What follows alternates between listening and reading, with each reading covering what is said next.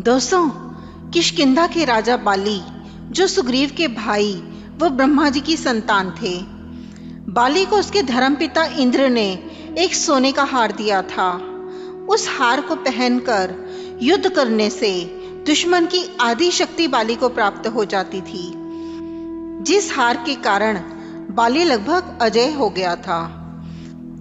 बाली को अपने बल पर बहुत घमंड था, जिसके कारण एक दिन जंगल में पेड़ पौधों को उखाड़ रहा था। वह जोर जोर से चिल्ला रहा था।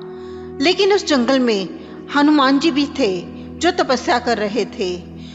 बाली की इस हरकत के कारण हनुमान जी की तपस्या में विघ्न पड़ रहा था। हनुमान जी बाली के सामने आकर बोले, हे वीरों के वीर, ब्रह्मा के राजकुमार बाली, आपको कोई नहीं हरा सकता, पर आप क्यों इस प्रकार शोर मचा रहे हैं? इसके बाद हनुमान जी ने बाली से अपने बल पर घमंड ना करने को कहा और राम नाम का जाप करने की सलाह दी। हनुमान जी की बात सुनकर बाली को क्रोध आ गया और हनुमान जी को युद्ध की चुनौती दे डाली। हनुमान जी ने बाली की चुनौती को स्वीकार कर लिया और अगले दिन सूर्योदय के साथ ही दोनों के बीच युद्ध हुआ। हनुमान जी जब बाली से युद्ध करने के लिए जा रहे थे, उस समय ब्रह्मा जी ने प्रकट होकर हनुमान जी को समझाने की कोशिश की और कहा कि बाली की चुनौती को स्वीकार ना करें।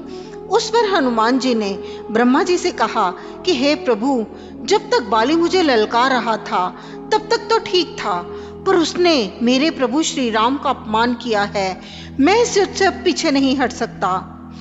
इस पर ब्रह्मा जी ने कहा, हनुमान, आप बाली से युद्ध के लिए अपनी शक्ति का 10वां भाग ही लेकर जाना। इस पर हनुमान जी ने ब्रह्मा जी की बात मान ली और अपनी शक्ति का 10वां हिस्सा लेकर बाली से युद्ध करने के लिए चले गए। युद्ध के लिए आमने सामने आते ही हनुमान जी की आधी शक्ति बाली के शरीर में चली गई, जिससे बाली के शरीर में हलचल होने लगी। बाली हनुमान जी की शक्ति को अपने शरीर में संभाल भी नहीं पा रहा था।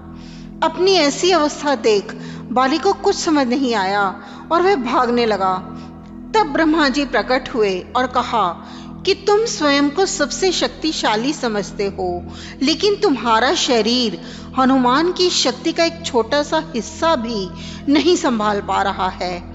जिसके बाद बाली को अपनी गलती का एहसास हुआ। उसने हनुमान जी को दंडवत प्रणाम कर क्षमा मांगी। दोस्तों, हनुमान जी भगवान शिव के रुद्रावतार हैं। हनुमान जी की शक्तियां अपार हैं।